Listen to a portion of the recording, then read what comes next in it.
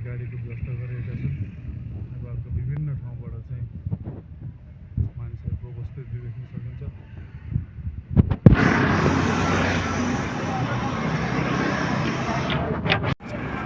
जो गणतन्त्र प्रतिरक्षाको आमसभाको प्रहरीहरू खटाइएको दृश्यहरू दर्शकगण यहाँ हामी देख्न सक्छौँ। विशाल जनमानिसहरू चाहिँ यस कार्यक्रममा सहभागी भएका छन्। यो चाहिँ विभिन्न नेपालका विभिन्न गाउँ दूरदराजका ठाउँहरूबाट उपस्थित हुनुभएका जनताहरूको लागि ढुवानीको समेत व्यवस्था गरेको यहाँ देख्न सकिन्छ, जसमा चाहिँ गाडीहरू राखिएका छन्। गाडीहरू पनि हामी देख्न सक्छौँ। चाहिँ ढुवानीको समेत व्यवस्था गरिएको देख्न सकिन्छ। ठुल्ठुला गाडीहरू यसरी क्रमबद्ध रूपमा यो अहिले पार्किङको स्थितिमा छन्। सम्भवतः कार्यक्रम सकिसकेपछि सो जनताहरूलाई यता स्थिति उहाँहरूको घरसम्म पुर्याउने होला सायद। यसले मेरो विचारमा गाडी यहाँ लगभग 100 मोटामोटी 100को हाराहारीमा गाडीको व्यवस्था गरिएको जस्तो देखिन्छ। यो चाहिँ गणतन्त्रका पक्षधरका कार्यक्रमको चाहिँ योजना अथवा कार्यक्रमको चाहिँ यो एउटा व्यवस्थापन जस्तो देखिन्छ। समाजवादी मोर्चा नेपालद्वारा आयोजित गणतन्त्रको प्रतिरक्षा सम्बन्धी विशाल आमसभाको दृश्य हो यो। यतिखेर हामी चाहिँ काठमाडौँको ब्रिगेडी मण्डपमा छौँ।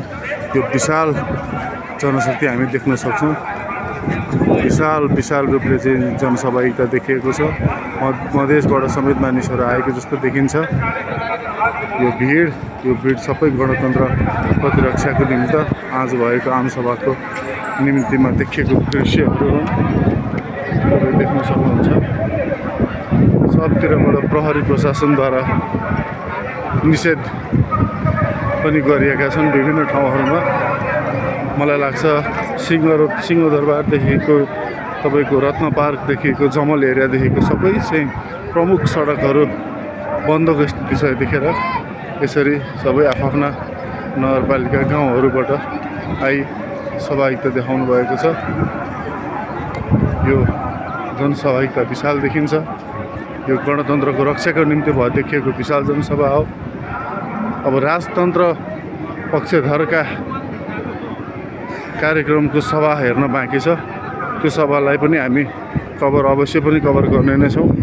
सो कभर गरिसकेपछि चाहिँ एउटा तुलनात्मक रूपमा चाहिँ कसको सभामा चाहिँ बढी जनसहभागिता देखिएको छ भन्ने कुरा मोटामोटी मूल्याङ्कन गर्न सकिन्छ। त्यसरी चाहिँ जनसहभागिताहरू धेरै देखिन्छ प्रहरी प्रशासनद्वारा। यसरी चाहिँ प्रहरी प्रशासन खटिएका छन्।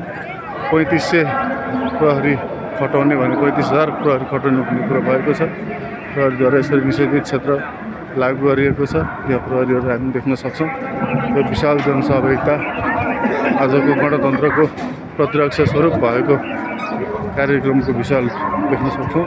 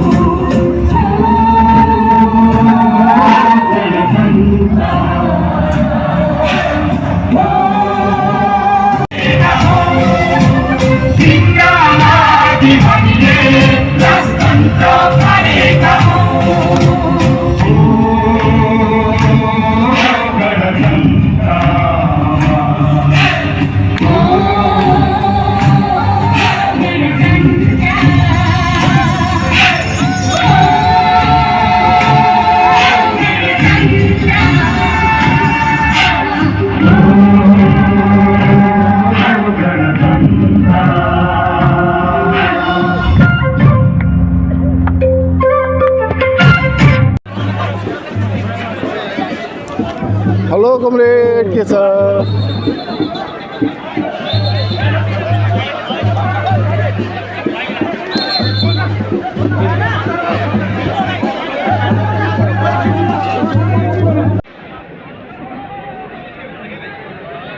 कार्यक्रमलाई विधिवत रूपमा हामी अगाडि बढाउन चाहन्छौँ र यो कार्यक्रममा सर्वप्रथम हामीसँग महान शहीदहरू हुनुहुन्छ। विशेष गरेर 10 वर्षको जनयुद्धका महान शहीदहरू, पछिल्लो एकीकृत जनक्रान्तिका महान शहीदहरू, नेपालको क्रान्तिकारी कम्युनिस्ट आन्दोलनका महान शहीदहरू र विश्व कम्युनिस्ट आन्दोलनका करोडौं महान शहीदहरू हुनुहुन्छ। हाम्रो यो ऐतिहासिक कार्यक्रममा महान शहीदहरूको हामी सम्मान गर्न चाहन्छौँ। उहाँहरूका अगाडि हामी प्रतिबद्धता व्यक्त गर्न चाहन्छौँ र हामी पुनः तपाईँहरूका सपना साकार नहुँदासम्म निरन्तर लडिरहनेछौँ भन्ने हामी अठोट पनि गर्न चाहन्छौँ। यसका निम्ति मञ्चमा आसीन शीर्ष नेतृत्व, सबै मञ्चमा आसीन कमरेडहरू र यो विशाल जनसभामा उपस्थित नेता कार्यकर्ता र सबै जनसमुदाय कमरेडहरू र कमरेडहरू, मञ्चमा आसीन कमरेडहरू आफ्नो ठाउँबाट उठेर अनि तल हुने सबै कमरेडहरू, जो फिल्डमा हुने सबै कमरेडहरू र आदरणीय जनसमुदायहरू आफ्नो ठाउँबाट मुठी उठाएर 1 मिनेट महान शहीदहरूप्रति सम्मान व्यक्त गर्नको निम्ति भावपूर्ण श्रद्धाञ्जली अर्पण गर्नको निम्ति म अनुरोध गर्दछु। सुरु।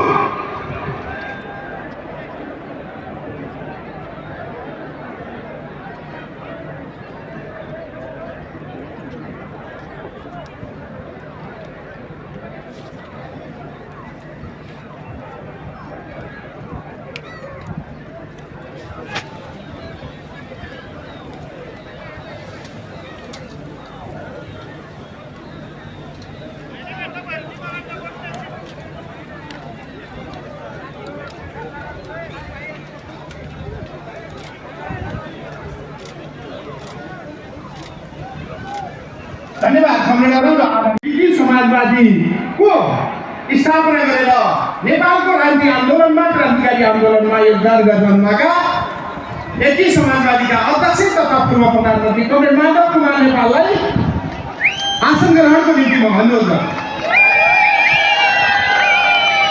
नेपाल समाजवादी पार्टीका अध्यक्ष पूर्व मन्त्री तथा मधेस आन्दोलनका क्रान्तिकारी र ऐतिहासिक नेता ऐतिहासिक व्यक्तित्व कमरेड महेन्द्र राय यादवलाई आजको यो सभाको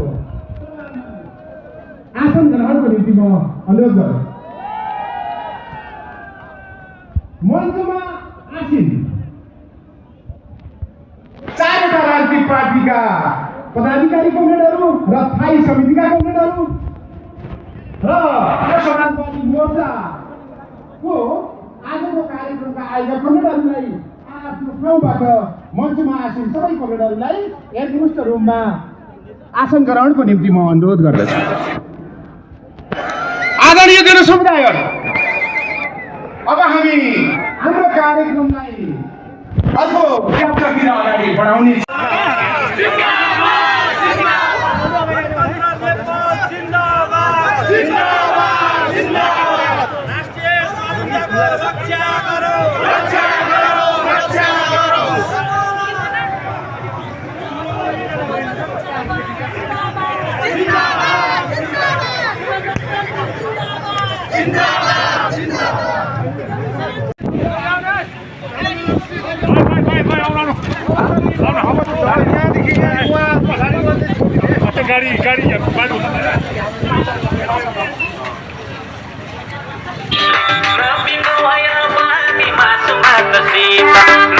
सभालाई सहभागी हुनुको निम्ति र विभिन्न राजनीतिक दलका मित्रहरूलाई पनि उज्यालो नेपाललाई खबरदारी गरिदिनुको निम्ति हामी अपिल गर्न चाहन्छौँ।